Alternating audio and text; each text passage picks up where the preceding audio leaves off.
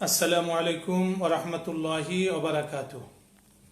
الحمد لله الذي جعل رمضان سيد الأيام والشهور وضعف فيه الحسنات والأجور، وأشهد أن سيدنا ونبينا محمدا عبده ورسوله بعثه الله بالهدى والنور صلى الله عليه وعلى آله وصحابه ومن اقتفى أثرهم إلى يوم النشور. أما بعد فأعوذ بالله من الشيطان الرجيم. بسم الله الرحمن الرحيم. খাফিদাতুর রাফিয়া। কাছে এবং দূরে যে যেখান থেকে আমাদের এই অনুষ্ঠানের সাথে আছেন সকলকে প্রীতি ও শুভেচ্ছা। বিশেষ করে আমার অত্যন্ত প্রিয় শাগরেদ ডক্টর মোহাম্মদ ফাইজুল হক রাজাপুরি এই উদ্যোগ নেওয়ার জন্য এবং উদ্বুদ্ধ করার জন্য তাকে অনেক মোবারকবাদ জানাচ্ছি এবং দোয়া করি জাতি ধর্ম নির্বিশেষে মানুষের খেদমতে এবং ধর্মের খেদমতে আল্লাহ তাকে কবুল করুক। প্রিয় বন্ধুরা, আমরা আজকে বুখারী শরীফের একটি হাদিস নিয়ে আজকের বিষয়বস্তুর আলোচনার প্রতি যাচ্ছি। এই হাদিসটি বুখারী শরীফের মধ্যে ৬ষ্ঠ পৃষ্ঠায় এসেছে যে আন আব্দুল্লাহ ইবনে আমরিন রাদিয়াল্লাহু তাআলা আনহু আনিন নবী সাল্লাল্লাহু আলাইহি ওয়াসাল্লাম قال আল মুসলিমু মান সালিম আল মুসলিমুনা মিন লিসানিহি ওয়া ইয়াদিহি। বিখ্যাত সাহাবী হযরতে আব্দুল্লাহ ইবনে আমর রাদিয়াল্লাহু তাআলা আনহু থেকে বর্ণিত, রাসূল করিম সাল্লাল্লাহু আলাইহি ওয়াসাল্লাম ইরশাদ করেন, প্রকৃত মুসলমান বা কামিল মুসলমান ওই ব্যক্তি যার জিহবা বা রসনা এবং হাত হতে অন্য মুসলমানরা শান্তিতে থাকে, নিরাপত্তা লাভ করে। প্রিয় বন্ধুরা, এই হাদিসটির সাথে মুআশারা এর সম্পর্ক তথা সামাজিক আচরণ বিধির সম্পর্ক। আমরা জানি ইসলাম একটি কমপ্লিট কোড অফ লাইফ। মানুষের জীবনের সকল দিক এবং বিভাগের সমাধান রয়েছে এই ধর্মের মধ্যে। মানুষ সামাজিক জীব, সে একা বাস করতে পারে না। একজন মানুষের জন্য চাই সমাজবদ্ধ বা সংঘবদ্ধ জীবন। সে কখনো পরিবারের সাথে, কখনো বন্ধুদের সাথে, কখনো প্রতিবেশীর সাথে, আবার কখনো বাজারের লোকজনের সাথে, কখনো অফিসের লোকদের সাথে সে বাস করে থাকে। অন্যদের সাথে তার আচরণ কেমন হবে, ইসলাম এই বিষয়টিকেও নির্ধারণ করে রেখেছে। সামাজিক আচরণ বিধির শরীয়তে এতটা গুরুত্ব যা আমরা ভাবতেও পারি না। আমরা অনেক সময় এই বিষয়টিকে ততটা গুরুত্ব দেই না। আমি দুই একটি উদাহরণ দিয়ে বিষয়টি স্পষ্ট করার চেষ্টা করতেছি। যেমন ধরুন ইস্তিজান, অর্থাৎ কারো ঘরে প্রবেশ করার পূর্বে অনুমতি নেওয়া, এটা ইসলামী মুআশারার একটি অন্যতম বিধান। পবিত্র কোরআনে হাকিমে নামাজের কথা বলা হয়েছে প্রায় ৬২টি স্থানে।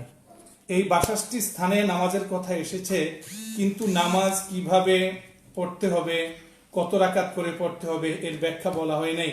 ব্যাখ্যা ন্যস্ত করা হয়েছে মুহাম্মাদুর রাসূলুল্লাহ সাল্লাল্লাহু আলাইহি ওয়াসাল্লামের বয়ানের দিকে। অথচ ইস্তিজান যে একটি সামাজিক রীতি, আরেকজনের ঘরে প্রবেশ করার পূর্বে অনুমতি নেওয়া, এই বিষয়টির বিস্তারিত ব্যাখ্যা সহ পবিত্র কোরআনে হাকিমে ২ রুকু নাজিল করা হয়েছে।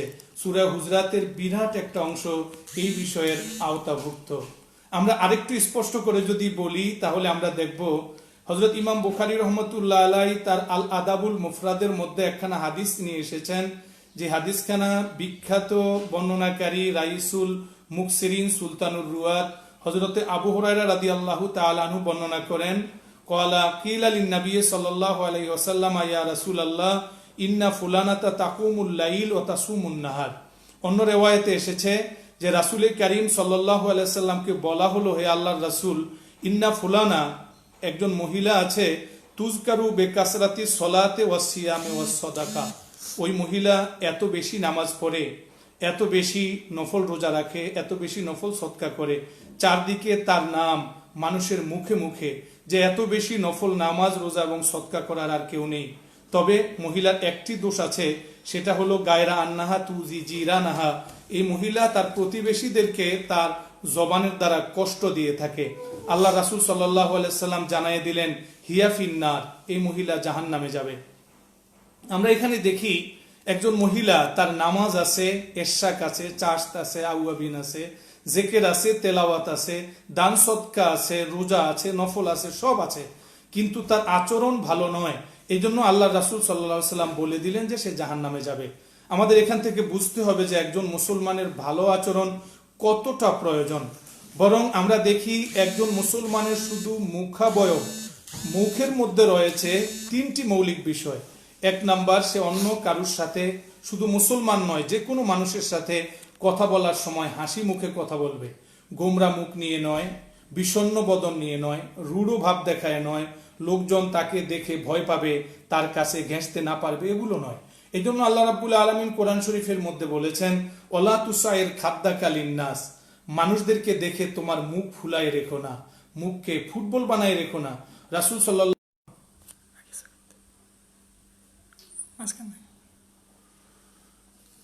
আমরা যে বিষয়টি আলোচনা করতেছিলাম সেটা হচ্ছে যে ইমাম বুখারী রহমতুল্লাহ আলাইহি তার আল আদাবুল মুফরাদের মধ্যে যে হাদিসখানা এনেছেন, এই হাদিস দ্বারা বোঝা যায় যে একজন মুসলমানের আচরণ নফল বন্দিগির চাইতেও এর গুরুত্ব বেশি। বরং একজন মুসলমানের মুখাবয়বের সাথে রয়েছে 3টি মৌলিক বিষয়। একটি হচ্ছে সে আরেকজনের সাথে কথা বললে হাসি মুখে কথা বলবে, সে তার চেহারার মধ্যে বিষণ্ণতা রূঢ় ভাব আনবে না। আর দ্বিতীয়টি হচ্ছে কথা বলার সময় সে কর্কশ ভাষা ব্যবহার করবে না। এই জন্য আল্লাহ তাআলা বলেছেন, অকুলুল ইন্নাসে হুসনা, তোমরা মানুষের সাথে কথা বলো মধুর ভাষায়, সুন্দরভাবে। আর তৃতীয় বিষয়টি যা মুখের সাথে সম্পর্কিত সেটি হচ্ছে একজন মুসলমান তার অনিষ্টতা থেকে অন্য মুসলমানকে রক্ষা করবে। প্রতিটি মানুষের মাঝে 2টো শক্তি রয়েছে, একটি হলো উপকার করার শক্তি আর একটি হলো ক্ষতি করার শক্তি। একজন মুসলমান সে কখনো কারো ক্ষতি করতে পারে না। এজন্যই রাসূল কারীম সাল্লাল্লাহু আলাইহি সাল্লাম বলেছেন, আল মুসলিমু মান সালিমাল মুসলিমুনা মিন লিসানিহি ওয়া ইয়াদিহি, কামিল মুসলমান সে ব্যক্তি যার জিহবা এবং হাত থেকে অন্য মুসলমানরা শান্তি পায়। একজন মুসলমান কখনো অন্য কাউকে নিয়ে হাসি তামাশা করতে পারে না, কৌতুক করতে পারে না, ব্যঙ্গ রসিকতা করতে পারে না। বরং অন্য মানুষকে নিয়ে কৌতুক করা, রসিকতা করা অমুসলিমদের স্বভাব। পবিত্র কোরআনে হাকিমের মধ্যে ঘোষণা করা হয়েছে, বিসমিল্লাহির রহমানির রহিম, ইন্নাল্লাযীনা আজরামু কানু মিনাল্লাযীনা আমানু ইয়াদহাকুন, যারা পাপিষ্ঠ অমুসলিম তারা ঈমানদারদেরকে নিয়ে হাসাহাসি করত। একজন মুসলমান কাউকে লজ্জা দিতে পারে না, কাউকে অপমানিত করতে পারে না। এ প্রসঙ্গে আমরা দেখি রাসূল কারীম সাল্লাল্লাহু আলাইহি ওয়াসাল্লামের একদল সাহাবী একবার রাসূল সাল্লাল্লাহু আলাইহি ওয়াসাল্লামের মাজলিসে বসা ছিলেন, আর ঠিক এই অবস্থায় একজন সাহাবীর উযু ছুটে যায়। সাহাবায়ে কেরাম রাসূলের মজলিসে উযু করে বসতেন। এখন যার উযু ছুটে গেছে তাকে বললে সে লজ্জা পাবে, আর সে সকলের মাঝে উঠলে নিজে লজ্জা পাবে, কি করা যায়? সাহাবায়ে কেরাম চিন্তায় পড়ে গেলেন, কিন্তু তাকে কেউ বললেন না।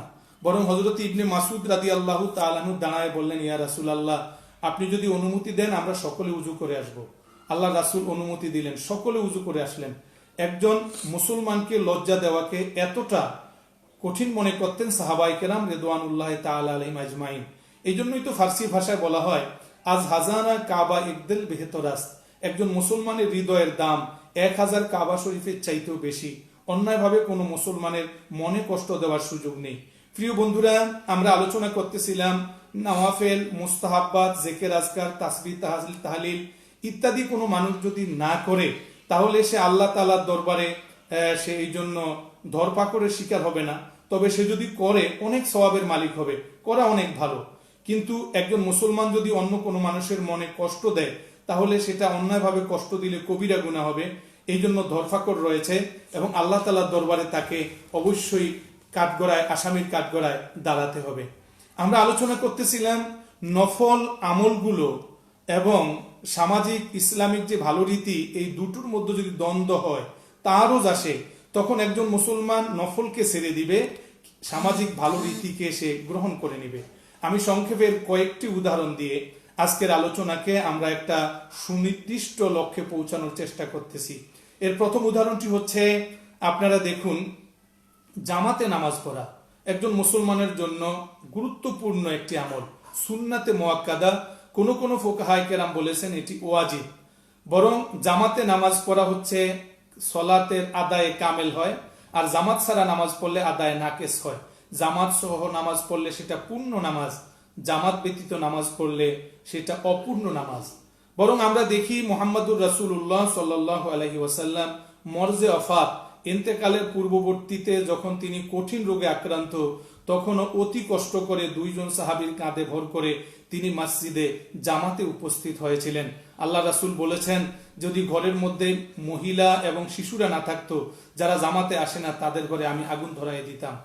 জামাতের এতটা গুরুত্ব, এরপরেও শরীয়ত ঘোষণা করেছে কোনো ব্যক্তি যদি এমন রোগে আক্রান্ত হয় যার দেহ থেকে দুর্গন্ধ আসে, অন্য মানুষের মধ্যে ঘৃণার সৃষ্টি হয় নামাজে দাঁড়াতে, তাহলে এমন ব্যক্তির জন্য নামাজের জামাতে যাওয়া সেটা মওকুফ হয়ে যায়, বরং সে জামাতে আসা জায়েজ হবে না।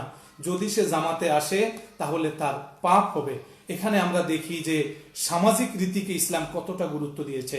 আমরা দ্বিতীয়ত ধরতে পারি তাকবিলুল হাজারিল আসওয়াদ।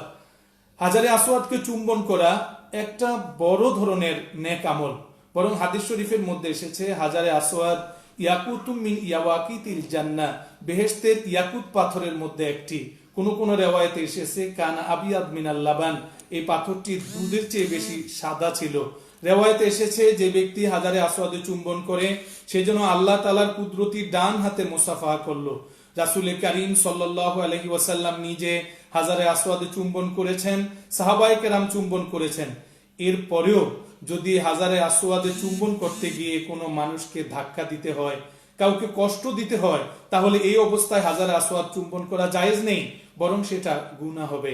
আমরা দেখতে পাই যে উচ্চ স্বরে কোরআন শরীফ তেলাওয়াত করা একটি বড় মাপের ইবাদত। বরং হাদিস শরীফের মধ্যে এসেছে আফদলুল ইবাদাতি তিলাওয়াতুল কোরআন, ইবাদতের মধ্যে কোরআন তেলাওয়াত করা শ্রেষ্ঠতম ইবাদত। এক একটি হরফের 10টি করে নেকি হয়, আর রমাদান মাসে 170। যদি এই তেলাওয়াতের কারণে কোনো মানুষের বিশ্রাম নিদ্রার ব্যাঘাত ঘটে, কোনো রোগীর কষ্ট হয়, তখন উঁচু আওয়াজে কোরআন শরীফ তেলাওয়াত করাকে ইসলাম জায়েজ বলে নেই। আমরা দেখি তাহাজ্জুদের নামাজ আমার রাসূল সাল্লাল্লাহু আলাইহি সাল্লামের জন্য ওয়াজিব ছিল। রাসূল কখনো তাহাজ্জুদ কাজা করেননি। তো রাসূল সাল্লাল্লাহু আলাইহি সাল্লাম তাহাজ্জুদের নামাজে যখন উঠতেন, খুব ধীরে ধীরে দরজা খুলতেন, খালি পায়ে চলতেন, যাতে মা আয়েশা সিদ্দিকা রাদিয়াল্লাহু তাআলা আনহার ঘুমের ব্যাঘাত না ঘটে। আমরা দেখি একজন মানুষের নামাজ পড়া একটা বড় নেক আমল, কিন্তু মামারুন নাস, মানুষের চলার পথে নামাজে যদি কেউ দাঁড়ায় তাহলে তার সওয়াব না হয়ে গুনাহ হয়। আমাদের একটি কথা মনে রাখতে হবে, ইসলাম একটি শান্তির ধর্ম, এর মূল মন্ত্র হচ্ছে শান্তি। এই জন্য ইসলামের মূল অক্ষর হচ্ছে সালমুন, যার অর্থ শান্তি। আর ইসলামের প্রথম কথা হচ্ছে সাক্ষাতে আসসালামু আলাইকুম, আপনার জন্য কোনো ভয় নেই, কষ্ট নেই, শঙ্কা নেই, আমি আপনাকে শান্তির বাণী শোনাচ্ছি। অতএব আমরা যদি দেখি এ ব্যাপারে ইসলামী মনীষীদের জীবনী, তাহলে শাইখুল হিন্দ মাহমুদুল হাসান রহমতুল্লাহ আলাইহির একটা কথা উল্লেখ করা যেতে পারে। একবার একটা প্রবন্ধ লেখাকে কেন্দ্র করে মাহমুদুল হাসান রহমতুল্লাহ আলাইকে কিছু লোক কাফের ফতোয়া দিল। তখন মাহমুদুল হাসান রহমতুল্লাহ আলাইহি এর কোনো জবাব দিলেন না, কিন্তু তার কিছু শিষ্য এবং ভক্ত তারা উস্তাদের পক্ষ থেকে জবাব দিলেন। শত্রুপক্ষ তাকে এভাবে বলেছিল যে মাহমুদুল হাসান কাফের হয়ে গেছে। তখন তার শিষ্য লিখলেন, মোরা কাফের গরে গুফতি গমেনিস চিরাগে কেজ বোরা নাবুদ ফরুগে মুসলমানাত বখা নামদার জওয়াবাস দরুগেরা যাজা বাসাত দরুগে। তোমরা যদিও আমাকে কাফের ফতুয়া দাও, আমি জন্য চিন্তা করি না, কারণ আমি জানি মিথ্যার বাতি কখনো জ্বলবে না। আমি ফতুয়া দিলাম যে তুমি মুসলমান, যদিও তুমি আমাকে কাফের বলেছ, আমি তোমাকে মুসলমান বললাম, তবে আমি জানি যে ধোকাবাজির যাজা ও ধোকাবাজি, মিথ্যার জবাব মিথ্যা দ্বারা দিলাম। অর্থাৎ আমাকে যে তুমি কাফের বলেছ এটা যেমন মিথ্যা, আমি তোমাকে মুসলমান বলেছি এটাও মিথ্যা। মাহমুদুল হাসান রহমতুল্লাহ আলাইহি যখন এই কথাটি শুনলেন, তখন তিনি প্রতিবাদ করলেন যে এটা ইনডাইরেক্ট আরেকজন মুসলমানকে কাফের বলা হয়েছে, একজন মুসলমান ইনডাইরেক্ট আরেকজন মুসলমানকে কাফের বলবে না। এই জন্য তিনি শুধরাই দিয়ে বললেন যে এটা হবে এভাবে, মুসলমানাত বখা নামদার জওয়াবাস ওহাম শক্কর বজায় তল খোদোগে। আমি তোমাদেরকে মুসলমান বললাম, তোমরা আমাকে কাফের বলেছ, আমি তোমাকে তিতা ঔষধের পরিবর্তে মিষ্টি ঔষধ দিলাম। তবে আগার তু মুমিনি ফাবেহা ইল্লা, যদি তুমি মুসলমান হয়ে থাকো তাহলে তো ঠিকই আছো। আর দরুগেরা যাজা বাসা দরুগে, যদি তুমি মুসলমান না হয়ে থাকো তাহলে তুমি যেমন আমাকে মিথ্যা বলেছ, আমিও তোমাকে মিথ্যা বললাম। আমরা এখানে দেখি যে মাহমুদুল হাসান রহমতুল্লাহ আলাইহি তাকে কাফের বলার পরেও প্রতিপক্ষকে তিনি কাফের বলেন নাই। প্রিয় বন্ধুরা, একজন অমুসলিম ব্যক্তির সাথেও খারাপ আচরণ করার কোনো সুযোগ ইসলাম সমর্থন দেয় না। এই জন্য আমরা দেখি যে রাসূল সাল্লাল্লাহু আলাইহি সাল্লাম বলেছেন, অল মুমিনু মান আমিনাহুন নাস, মুমিন তো সে ব্যক্তি যার কাছে নিরাপত্তা লাভ করে সর্বসাধারণ সকল মানুষ, আলা দিমাইহিম ওয়া আমওয়ালিহিম, তাদের সম্পদ এবং তাদের রক্তের ব্যাপারে। আমাদের আল্লাহ রাব্বুল আলামিন কোরআন শরীফের মধ্যে উল্লেখ করেছেন যে বিশিষ্ট পয়গম্বর হযরতে মূসা আলাইহিস সালাম তার ভাই হারুনকে নিয়ে যখন ফেরাউনকে দ্বীনি দাওয়াত দিতে যাবেন, তখন আল্লাহ তাআলা দ্বীনি দাওয়াতের পদ্ধতি মূসা আলাইহিস সালামকে জানিয়ে দিলেন আর বললেন, অকুলা লাহু কাওলান লাইয়িনা, তোমরা দুইজন ফেরাউনের সাথে যখন কথা বলবে তখন তোমরা নরম কথা বলবে, মিষ্টি ব্যবহার করবে। আমরা এই আয়াত দ্বারা বুঝতে পারি যে একজন মুসলমানের আচরণ কেমন হওয়া প্রয়োজন। ফেরাউনের চেয়ে বড় পাপী আর কে হতে পারে? অথচ তার সাথে যদি সুন্দর কথা বলার জন্য ইসলাম ঘোষণা করে, তাহলে একজন মুসলমানের সবসময় তার কথা সুন্দর হওয়া উচিত, আচরণ সবসময় তার ভালো হওয়া উচিত। শুধু অমুসলিমদের ক্ষেত্রেই নয়, বরং একজন মুসলমান আল্লাহ তাআলার কোনো সৃষ্টির সাথে খারাপ আচরণ করতে পারে না। এ ব্যাপারে মুসলিম শরীফের হাদিসের শিরোনামের মধ্যে লেখা আছে, বাবু তাহরিমে তাজিবিল হিররাতে ওয়া নাহবিহা মিনাল হাইওয়ানিল্লাযী লা ইউজি। ইমাম মুসলিম রহমতুল্লাহ আলাইহি শিরোনাম কায়েম করে বলেছেন যে এই অধ্যায়ে আলোচনা করা হবে বিড়াল বা যে সকল প্রাণী মানুষকে কষ্ট দেয় না, এমন প্রাণীকে শাস্তি দেওয়া, কষ্ট দেওয়া হারাম। একটি বিড়ালকে কষ্ট দেওয়া হারাম। মুসলিম শরীফের হাদিসে এসেছে, আন আব্দুল্লাহ ইবনে মাসউদিন রাদিয়াল্লাহু তাআলা আনহুমা আন্না রাসূলুল্লাহ সাল্লাল্লাহু আলাইহি ওয়াসাল্লাম قال উযিবাত ইমরাতুন ফি হিররাতিন। আল্লাহর রাসূল সাল্লাল্লাহু আলাইহি ওয়াসাল্লাম ঘোষণা করেছেন, একজন মহিলাকে বিড়ালকে শাস্তি দেওয়ার জন্য জাহান্নামের আগুনে শাস্তি দেওয়া হয়েছে। সে বিড়ালকে খাবার দেয়নি, পানিও দেয়নি, ভূপৃষ্ঠের কোনো কীট পতঙ্গ খেয়ে জীবন বাঁচাবে সেই সুযোগও দেয়নি। শুধু এই কারণে একজন মহিলাকে জাহান্নামের আগুনে শাস্তি দেওয়া হয়েছে। প্রিয় বন্ধুরা, একটি বিড়াল বা একটি প্রাণীকে শাস্তি দেওয়ার জন্য যদি একজন মহিলাকে জাহান্নামের আযাবে শাস্তি দেওয়া হয়, তাহলে কোভিড-19 থেকে বেঁচে থাকার জন্য যে সকল মানুষেরা হাহাকার করতেছে বা যে সকল মানুষেরা অসহায়ভাবে চলছে, তাদেরকে যারা শাস্তি দেয়, আমরা যে দেখি যে কোভিড-19 থেকে বেঁচে গেলে একজন মানুষ যে মরবে না, এ কথা তো বলা যায় না।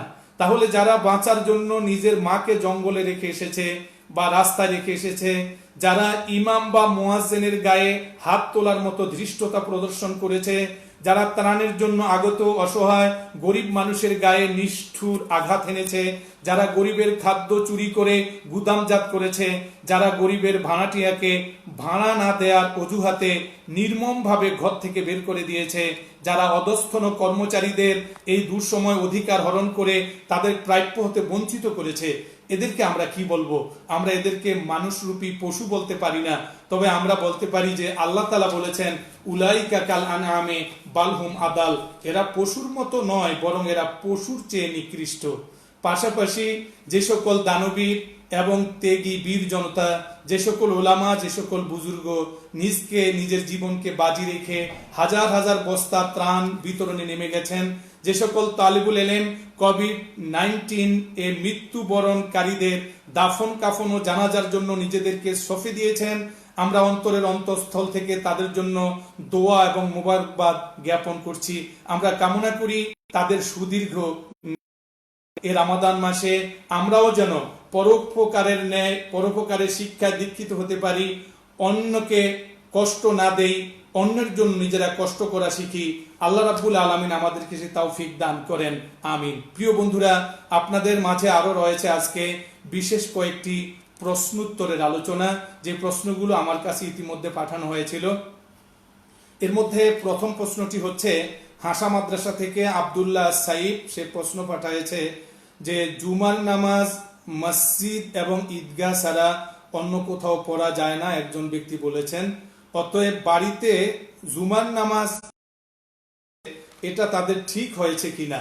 আমি এই প্রশ্নের উত্তরে তাকে বলবো যে এই বিষয়টি যদি আমরা আহসানুল ফাতাওয়া ৪র্থ খণ্ডের দিকে নজর করি, তাহলে আমরা দেখি আহসানুল ফাতাওয়া ৪র্থ খণ্ড এর ১২২ পৃষ্ঠার মধ্যে লেখা আছে যে জুমার নামাজ কেবলমাত্র মসজিদ এবং জুমার নামাজ ঈদগাহ ব্যতীত হবে না, এই কথাটি ঠিক নয়।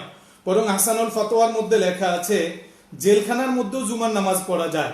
এখানে বলা হয়েছে আগার হুকুমত কি তরফ সে জেল মে जुमा पढ़ने की इजाजत हो तो इबारत जायल से जवाज मालूम होता है। যদি রাষ্ট্রীয়ভাবে বাধা না থাকে তাহলে যারা জেলখানায় আছে সেখানে যদি এজনে আম থাকে জেলখানাও জুমার নামাজ পড়া যাবে। তো একইভাবে বর্তমানে মানুষ ঘরে বন্দী, মানুষ মসজিদে জুমার নামাজে শরীক হতে পারতেছে না। এই সময় মানুষ যদি অন্য কোথাও এজনে আমের শর্তে অন্যদেরকে আসতে বাধা না দিয়ে তারা জুমার নামাজ পড়ে তাহলে এই নামাজ না হওয়ার কথা নয়, তবে এখানে কমপক্ষে 3 জন লোক উপস্থিত থাকতে হবে, যেটা আহসানুল ফাতোয়ার 143 পৃষ্ঠায় 4th খণ্ডের মধ্যে রয়েছে যে ওয়া আকাল্লুহা সালাসাতু রিজাল, ইমাম সাহেব ব্যতীত সেখানে কমপক্ষে 3 জন লোক উপস্থিত থাকতে হবে। এটি হচ্ছে হানাফি মাযহাবের ফতোয়া। এরপর আমাদের কাছে দ্বিতীয় প্রশ্নটি এসেছে হাসা মাদ্রাসার মোহাম্মদ ইমাম হোসেন রেজা। সে প্রশ্ন করেছে যে 10 রাকাত তারাবির নামাজ পড়ার কথা সৌদি আরবের মধ্যে যে বলা হয়েছে হারামাইন শরীফাইনের মধ্যে, এই বিষয়টির ব্যাপারে শরীয়তের বিধান কি? এ ব্যাপারে আমরা বলবো যে ফাতাওয়া দারুল উলুম 4th খণ্ড 183 পৃষ্ঠার মধ্যে আমরা যদি লক্ষ্য করি তাহলে এই বিষয়টার জবাব দেওয়া আছে সেখানে 183 পৃষ্ঠায়, যে সেখানে বলা হয়েছে যে তারাবির নামাজ জমহুরে হানাফিয়া তামাম 20 রাকাত তারাবি को সুন্নতে মুআক্কাদা ফরমাতে हैं। হানাফি মাযহাবের জামাহির উলামায়ে কেরাম একথাই বলেন যে তারাবির নামাজ 20 রাকাত সুন্নতে মুআক্কাদা এবং এহি মুহাক্কাক ও রাজেহা, এই মতটি তাহকিক করা মত এবং এটি অগ্রগণ্য। অতএব একজন মানুষ তারাবির নামাজকে 20 রাকাতই পড়বে। তবে এখানে ওই যে 10 রাকাত নামাজের কথা বলা হয়েছে হারাম শরীফের মধ্যে, এটা তো আসলে বর্তমান কোভিড-19 এর কারণে জুমার নামাজের ক্ষেত্রেও বলা হয় যে আপনারা কেবলমাত্র 2 রাকাত ফরজ নামাজ মসজিদে পড়বেন। আর আমরা তো দেখি যে তারাবির নামাজ সেটা যে কেবলমাত্র মসজিদেই পড়তে হয় এমন নয়, বরং মসজিদে যদি জামাত হয় তাহলে এই অবস্থায় তারাবির নামাজ তো একজন মানুষ বাড়িতেও জামাতে পড়ার সুযোগ আছে। এটা যে শুধু কেবল মসজিদেই পড়তে হবে এমন তো নয়। এই জন্য যেমন ফাতোয়ায়ে দারুল উলুমের মধ্যে লেখা আছে ঘর মে তারাবি বা জামাত আদা করে আর মসজিদ না যায় তো কি হুকুম হয়, কেউ যদি বাড়িতে তারাবির নামাজের জামাত পড়ে মসজিদে না যায় তাহলে হুকুম কি?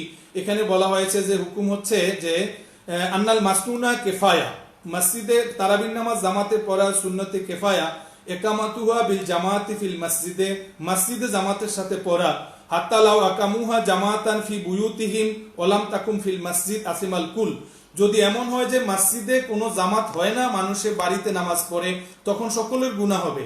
আর যদি এমন হয় যে মসজিদে জামাত হচ্ছে তাহলে বাড়িতে তারাবির নামাজ জামাতে পড়লে তো কোনো গুনাহ হবে না। তো সুতরাং মসজিদের মধ্যে 10 রাকাতের অনুমতি দেওয়া হয়েছে, কিন্তু একজন মানুষ সে 20 রাকাতই পড়বে, সে প্রয়োজনে বাড়িতে জামাতে তারাবির নামাজ পড়তে পারবে। এটা ছিল আমাদের দ্বিতীয় প্রশ্নের উত্তর। তৃতীয় প্রশ্নটি করেছে জহিরুল ইসলাম মজুমদার, তারাবির নামাজে সুবহানাজিল মুলক ব্যতীত অন্য দোয়া পড়া যাবে কিনা? আমরা জহিরুল ইসলাম মজুমদারের এই প্রশ্নের উত্তর ফতোয়া দারুল উলুম 4th খণ্ড 186 পৃষ্ঠার মধ্যে এই প্রশ্নের উত্তর রয়েছে। তো আমরা এখানে নজর করলে দেখি যে লেখা আছে হার তারবিয়া তারাবি মে यानी 4 রাকাত কে বাদ ইখতিয়ার হয়, তারাবির নামাজের মধ্যে প্রতি 4 রাকাতের পর মানুষেরা ধীরস্থিরভাবে একটু বিশ্রাম নেয়। আমরা দেখেছি গত রমজানেও যে বিশেষ করে হারামাইন শরীফাইনের মধ্যে তারাবির নামাজ 20 রাকাতই হয়। এখন ওই যে 10 রাকাতের যে কথাটা আমরা শুনি এটা আসলে পরিস্থিতির কারণে বলা হয়েছে, এর অর্থ এই নয় যে তারাবির নামাজ 10 রাকাত তারা বলছেন। আর তারাবির নামাজের 4 রাকাতের পর নির্দিষ্ট দোয়া সুবহানাজিল মুলক ব্যতীত অন্য দোয়া পড়া যাবে কিনা, এ ব্যাপারে ফাতাওয়ার কিতাবে লেখা আছে যে 4 রাকাতের পর ইখতিয়ার হয়, একজন মুসল্লির ইখতিয়ার আছে, তাসবিহ পড়ে সে ইচ্ছা করলে তাসবিহ পড়তে পারে, ইয়া কোরআন শরীফ পড়ে ইচ্ছা করলে এই টাইমে কোরআন শরীফ পড়তে পারে, ইয়া রাকাতে নফল পড়ে ইচ্ছা করলে কিছু নফল পড়তে পারে, ইয়া কুইজ না করে অথবা কিছু নাও করতে পারে। বরং স্বামী কিতাবের মধ্যে আছে যে সুবহানাজিল মুলকি ওয়াল মালাকুতে 3 বার পড়তে পারে। এখানে ফতোয়ার মধ্যে একথা লেখা আছে যে আকার कहता है कि कलमा सुबहान अल्लाह अल्हम्दुलिल्लाह व ला इलाहा इल्लल्लाह अल्लाहु আকবার কেউ যদি ইচ্ছা করে যে এই দোয়া পড়ার অনেক ফজিলত, সে 4 রাকাতের পর সুবহান আল্লাহ আলহামদুলিল্লাহ ওয়া লা ইলাহা ইল্লাল্লাহ আল্লাহু আকবার এই দোয়াও পড়তে পারে। অতএব কেবল সুবহানাজিল মুলকি ওয়াল মালাকুতেই যে পড়তে হবে এমন কোনো ধরা বাঁধা নিয়ম নেই। এরপরে আমাদের কাছে রাকিবুল হাসান রিফাত প্রশ্ন করেছে যে মহিলারা কি নামাজের ইমাম হতে পারবে কিনা। এ ব্যাপারে হাসানুল ফাতাওয়া 3য় খণ্ড 313 পৃষ্ঠার মধ্যে এই বিষয়টা লেখা আছে। যে প্রশ্নটা এভাবে লেখা আছে যে বেহেশতি জেওর মে পড়ায় কে আওরত কি ইক্তেদা আওরত কে ফিসে দুরুস্ত হয়। বেহেশতি জেওরের মধ্যে লেখা আছে যে মহিলাদের পিছনে নামাজের ইক্তেদা করা জায়েজ। তো सुनने में तो आज तक यही आया था कि औरत इमाम नहीं बन सकती। আমরা তো জানি যে মহিলারা ইমাম হতে পারে না, এর তাহকিক কি? তো ফতোয়ার জবাবে লেখা হয়েছে औरतों की इमाम बन सकती है, মহিলাদের ইমাম হতে পারে, মগর औरतों की জামাত মাকরুহে তাহরিমি হয়, তবে মহিলাদের এই নামাজের জামাত মাকরুহে তাহরিমি। এজন্য ক্বালা ফিল আলাইয়া ওয়া ইয়াকরাহু তাহরিমান জামাতুন নিসায়ে, মহিলাদের নামাজের জামাত এদের কায়েম করা মাকরু। ওয়ালাউ ফি তারাবিহে ফি গায়রে সলাতিল জানাজা, এমনকি তারাবির ক্ষেত্রেও ফাইন ফালনা, যদি একান্ত মহিলারা নিজেরা জামাতে নামাজে দাঁড়ায় তখন তাকিফুল ইমামু ওয়াসাতাহুন্না, মহিলাদের ইমাম তাদের মধ্যখানে দাঁড়াবেন। ফালাউ তাকাদ্দামাত আসেমাত, যদি মহিলা ইমাম সামনে দাঁড়ায় তাহলে তাদের গুনাহ হবে। আর বলা হয়েছে যে আফাদা ইন্না ওকুফাহা ওয়াসাতাহুন্না ওয়াজিব, মহিলা ইমাম মধ্যে দাঁড়ানো এটি ওয়াজিব। ওয়াইন্না সলাতা সহিহা, তখন নামাজ ঠিক হবে। ওয়াইন্না ইজা তাওয়াসসাতাত লা তাজুলুল কারাহা, তবে মহিলা ইমাম মধ্যে দাঁড়ায়ও যদি মহিলারা নামাজের ইমামতি করে এটা মাকরু থেকে খালি হবে না, মাকরু রয়েই যাবে, অতএব না করাই ভালো।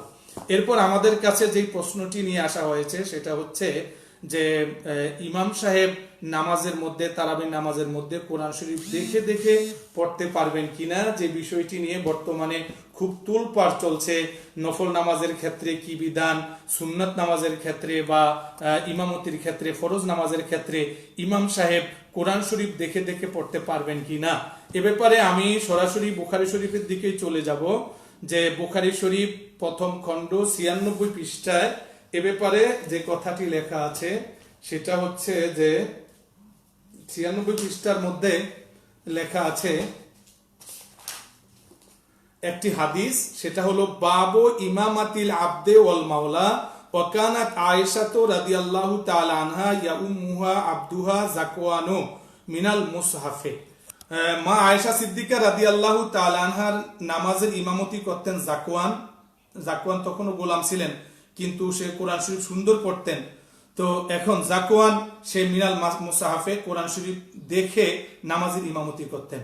আর এই কারণে অনেক বন্ধুরা নামাজের মধ্যে, তারাবির নামাজে কোরআন শরীফ দেখে দেখে ইমামতি করাকে জায়েজ বলতেছেন, বা আরবের কোন কোন দেশের প্রচলনও দেখা যায়। আসলে এটা করা যাবে কিনা, এর বিধানটা কি, যে নামাজের মধ্যে কেউ কেউ বলতেছেন আবার ফরজ নামাজের মধ্যে কোরআন শরীফ দেখে দেখে ইমামতি করা জায়েজ নাই, নফল নামাজের ক্ষেত্রে জায়েজ আছে। আবার কেউ বলতেছেন কোন নামাজই জায়েজ নেই। আবার যারা জায়েজ আছে বলেন তারা দলিল দেন যে বুখারী শরীফের মধ্যে এই হাদিসটি রয়েছে যে তরজমাতুল বাবের মধ্যে হযরতে আয়েশা সিদ্দিকা রাদিয়াল্লাহু তাআলা আনহা নামাজে ছিলেন আর ইমামতি করেছেন জাকওয়ান, সেই নামাজের মধ্যে কোরআন শরীফ দেখে পড়েছেন। অবশ্য আয়েশা সিদ্দিকা রাদিয়াল্লাহু তাআলা আনহা ব্যতীত অন্য কোন সাহাবী থেকে এরকম দলিল দেওয়া যাচ্ছে না। রাসূল সাল্লাল্লাহু আলাইহি সাল্লাম ওইভাবে করেননি। তো এখন আমরা এই ক্ষেত্রে কি বলবো? আমি বলবো আসলে আমরা যেটা করি সেটা হলো হাদিস শরীফ পড়ার সময় হাদিস শরীফকে বুঝার জন্য আমরা হাদিস শরীফের হাসিয়া দেখি যে এখানে কি লেখা আছে, এরপরে সরাসরি দেখি। কারণ যারা এই হাসিয়া এবং সরাসরি তারা এই হাদিস শরীফ সম্বন্ধে সবচেয়ে বেশি বুঝতেন, আমরা তো আমাদের ধারণা তো অনেক সীমিত। এই জন্য আয়েশা সিদ্দিকা রাদিয়াল্লাহু তাআলা আনহার ইমামতি করেছেন জাকওয়ান, নামাজের মধ্যে কোরআন শরীফ দেখে পড়েছেন, দেখে কোরআন শরীফ পড়া জায়েজ কিনা এই বিষয়টির ব্যাখ্যা আমরা সংগ্রহ করব যে বুখারী শরীফের ব্যাখ্যাকারক আল্লামা কুস্তালানী রহমাতুল্লাহ আলাইহি কি বলেছেন। তো উনি বলেছেন যে হাদিসের ব্যাখ্যায় 4 নম্বর হাসিয়াতি রয়েছে ক্বালাল কুস্তালানী ওয়া হুয়া ইয়াউমাইযিন গোলামুন লাম ইউতাক মিনাল মাসহাফে আই করা মিনাল মাসহাফে ক্বালাল আইনি। আল্লামা বদরুদ্দিন আইনি বলতেছেন আল কিরাআতু মিনাল মাসহাফে ফিস সালাতে মুফসিদাতুন ইনদা আবি হানিফা। আল্লামা বদরুদ্দিন আইনি বলেন যে কোরআন শরীফ দেখে দেখে নামাজ পড়া এটা নামাজ ভঙ্গের কারণ। আবু হানিফা রহমতুল্লাহ আলাইহির মতে হানাফি মাযহাবে কোন নুরানি শিক্ষকদেরকে এই কথাও বলতে শুনেছি যে আমরা বাচ্চাদেরকে পড়াইছি যে নামাজের মধ্যে নামাজ ভঙ্গের কারণের মধ্যে একটি রয়েছে যে কোরআন শরীফ দেখে দেখে নামাজ পড়া, তাহলে কি আমরা ভুল পড়াইছি কিনা? আমি বলবো যে ভাই আপনারা ভুল পড়ান নাই, কারণ এই যে বুখারী শরীফের হাসিয়ার মধ্যে রয়েছে হানাফি মাযহাবের ফতোয়া হচ্ছে আল কেরাআত মিনাল মাসহাফে ফি সলাতে, নামাজের মধ্যে কোরআন শরীফ দেখে কেরাত পড়া মুফসিদাতুন, নামাজ ভঙ্গের কারণ ইনদা আবি হানিফা, আবু হানিফা রাহমাতুল্লাহ আলাইহির নিকট, লিআন্নাহু আমালুন কাসীর, কারণ এটা আমলে কাসীরের অন্তর্ভুক্ত। আমরা হানাফি মাযহাবের লোক, আমরা তো এই কথাটাই পালন করব। তারপরেও আমরা দেখি যে অন্যান্য ইমামরা কি বলেছেন, আমরা দেখি যে ওয়া ইনদা আবি ইউসুফা ওয়া মুহাম্মদ রাহিমাহুমুল্লাহু তাআলা লাকিন্নাহু ইয়াকরাহু ইয়াজুজু লাকিন্নাহু ইয়াকরাহু, ইমাম আবু ইউসুফ এবং ইমাম মুহাম্মদ তারা দুইজন বলেছেন এটা জায়েজ তবে মাকরুহ, লিমা ফিহি মিনাত তাশাব্বুহ বিআহলিল কিতাব, যেহেতু এর মাধ্যমে আহলে কিতাবের সাথে একটা সাদৃশ্যতা হয়, তারা তাদের আসমানি কিতাব মুখস্থ করতে পারে নাই, তারা যখন যা মনে চায় দেখে দেখে বলে, অথচ কোরআন শরীফ তো লক্ষ লক্ষ হাফেজের সিনায় মুখস্থ আছে। অতএব কোরআন শরীফের ক্ষেত্রে এরকম বিধান হতে পারে না যেটা আহলে কিতাবের সাথে সামঞ্জস্য রাখে। অবিহি কোয়ালা শাফি রহমতুল্লাহ আলাই, এমনকি ইমাম শাফি রহমতুল্লাহ আলাইও দেখে দেখে কোরআন শরীফ পড়াকে সমর্থন করেন না। সুতরাং আমরা দেখলাম একমাত্র ইমাম মালিকের মতটা এখানে লেখে নাই, অন্যান্য সকল ইমাম একই কথা বলতেছেন যে এটি করা যাবে না। এরপরে আমাদের কাছে নেসারাবাদের ছাত্র মোহাম্মদ হেমায়েতুদ্দিন সে প্রশ্ন করেছে যে 4 রাকাত করে তারাবির নামাজ পড়া যাবে কিনা। আমরা ফাতাওয়া দারুল উলুম 4th খণ্ড এর 196 পৃষ্ঠার মধ্যে এই কথার জবাব খুঁজে পাই যে 196 পৃষ্ঠার মধ্যে আছে যে তারাবির নামাজ দেখে দেখে পড়া যাবে কিনা, 4 রাকাত করে তারাবির নামাজ পড়া যাবে কিনা। তো 196 পৃষ্ঠার মধ্যে এসেছে যে এখানে বলেছে যে ऐसी सूरत में 2 রাকাত তারাবি হতি হয়, যদি কোনো ব্যক্তি এমন করে যে তারাবির নামাজ নিয়ত বাঁধার পর দ্বিতীয় রাকাতে না বসে দাঁড়ায় গেল, 4 রাকাত পড়ার পর সে সহু সিজদা দিল, তার নামাজটা কেমন হবে? বলা হয়েছে যে 2 রাকাত তারাবি হবে। ফালা ফালাহা বে তাসলিমাতিন ফাইন কাদাহু লিকুল্লি সুফাতিন সুহাত বে কারাহা, যদি সে 2 রাকাতে বসেও তাহলে মাকরুর সাথে হবে। এর একটা বড় কারণ হলো আমরা দেখি যে তারাবির নামাজে যে কথা কিতাবে লেখা আছে সেটা হলো ইশরুনা রাকাতান বে আশরে তাসলিমাত, 20 রাকাত 10 বার সালাম, 20 রাকাত 10 বার সালাম। এর মানে 2 রাকাত 2 রাকাতে সালাম ফিরাতে হবে, এটাই ফতোয়ার কথা। সুতরাং 4 রাকাত করে পড়ার কোনো সুযোগ নেই। এর সর্বশেষ আমাদের কাছে যে প্রশ্নটা করা হয়েছিল সেটা হলো যে মহিলা এবং পুরুষের নামাজের মধ্যে পার্থক্য কত জায়গা আছে। এর উত্তর যেহেতু অনেক সময় সাপেক্ষ, আমরা এতটুকু বলবো যে বাংলায় লেখা তরিকুল ইসলাম সারসিনা থেকে প্রকাশিত এই কিতাবের মধ্যে আছে যে মহিলা এবং পুরুষের নামাজের মধ্যে 27 স্থানে পার্থক্য আছে। তরিকুল ইসলাম 1ম খণ্ড 323 পৃষ্ঠায় দেখে নেবেন। আল্লাহ রাব্বুল আলামিন আমাদেরকে রমাদান মাসে বেশি বেশি নেক আমল করার তৌফিক দান করেন, আমিন। اللهم آمين. ربنا تقبل منا إنك أنت السميع العليم وتب علينا إنك أنت التواب الرحيم. আল্লাহ তাআলা আমরা এক কঠিন সময় এসেছি। আল্লাহ আমাদের মসজিদে যাওয়ার মধ্যে বাধা, আল্লাহ তাআলা আমাদের জামাতে নামাজ পড়ার ক্ষেত্রে বাধা, হাজারো বাধা আছে, আমরা রাস্তায় বেরোতে পারি না। আল্লাহ রমাদান মাস এসেছে, আল্লাহ এই মেহমানের দিকে তাকায় আপনি আমাদের সকল বাধাকে দূর করে দেন, আল্লাহ এই বিপদকে উঠায় নেন। আল্লাহ আমাদের মাঝে অনেকে আছে যাদের বাবা নেই, মা নেই, আল্লাহ আপনি মেহেরবানি করে তাদের বাবা মায়ের কবরকে জান্নাতের টুকরা বানিয়ে দেন। আল্লাহ আমাদের যাদের বাবা মা শ্বশুর শাশুড়ি অসুস্থ আছেন তাদেরকে শিফা দান করেন। আল্লাহ আমাদের যে সকল বন্ধুরা, ভক্তরা, ছাত্ররা দূর দূরান্ত থেকে আমাদের এই অনুষ্ঠানে অংশগ্রহণ করেন, আল্লাহ তাদের দুনিয়া এবং আখিরাতে তারাক্কি দান করেন। আল্লাহ আমাদের সকলকে ইসলামের উপরে কবুল করেন, আমাদের পরিবার পরিজনকে দ্বীনের উপরে কায়েম করেন, আমিন বিরহমাতিকা ইয়া আরহামার রাহিমিন।